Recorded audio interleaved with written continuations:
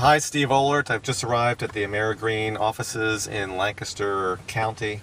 I'm visiting with AmeriGreen today to talk a little bit more about the 100% American fuels that Oehlert Brothers delivers, as well as bioheat, biodiesel.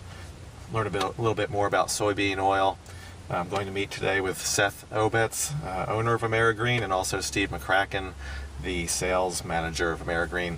So we'll see a little bit more how AmeriGreen works with Oehlert Brothers to give our customers the best in 100% American fuels, bioheat, biodiesel, and other products.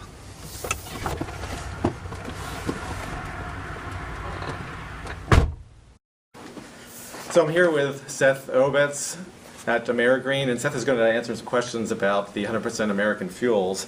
Could you tell me, Seth, a little bit how you came up with the idea of 100% American fuel? Yeah, I'd be glad to, Steve, and thanks for the opportunity and thanks for your support of 100% American fuels and energy independence. Back in 2008, a friend of mine was unfortunately injured, shot in the Middle East, and it was the first time for me that the consequences of our energy dependency really hit home. And that moment for me, visiting him in the hospital, was one that I came away from with a determination to stop buying oil and sending money to essentially our enemies.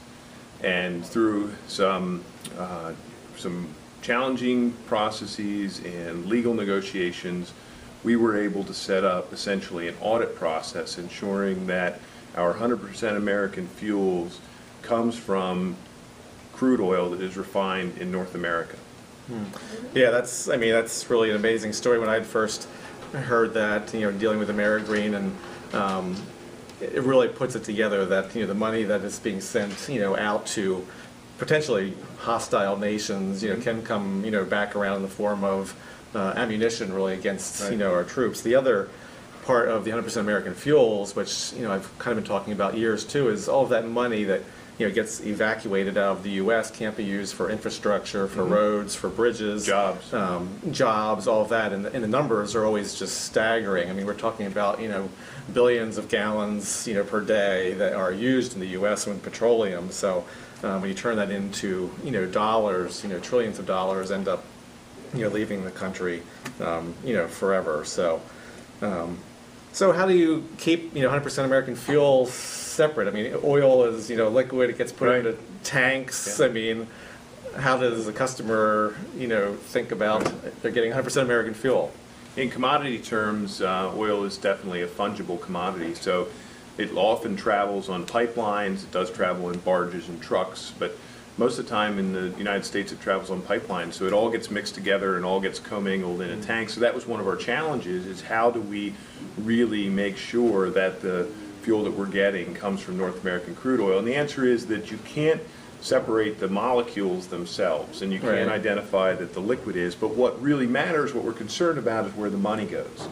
So we borrowed a principle that's been used for years in the electricity industry. So many states have deregulated power, and a consumer or business can go out and buy wind power. Well, the electrons are all commingled on the wires as they come in, but what matters is that your money goes to the windmill operator. So our audit process is set up the same way, so that the money travels back the pipeline to the refiner to make sure that the product came from North American crude oil. Right. Yeah, that's I've always seen from our supplier in our area is Pico. So they do advertise wind energy, and again, you can't separate the electrons, you can't separate the oil, but you can track the money back from the customer to the supplier back to the producer. So that's really the key again with American fuels is making sure you're following the money and that's staying at home here. Do you have any idea how many gallons in general you've replaced or kept home in the U.S.? Well, we've replaced just over 50 million gallons, displaced over 50 million gallons of potentially foreign crude oil. And while that's a drop in the bucket for what this country uses per day, I'm proud to say that we are becoming, in the last year and a half to 2 years, less energy dependent, more energy independent. We're developing our own sources of energy. We're increasing our conservation measures, miles per gallon. People are driving less, carpooling. Biofuels have played a big factor in us Right. consuming less petroleum. So overall, this country is moving the last couple of years, and I hope that trend continues into more of our own domestic energy needs. And it's going to require all of those sources of energy to be able to do that.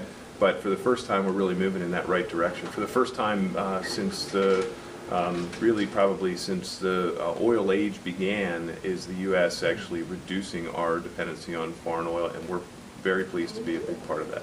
Yeah, that's I agree, Seth. That's really significant. If you put that 50 million gallons in terms of dollars, you turn it into 150 million dollars potentially.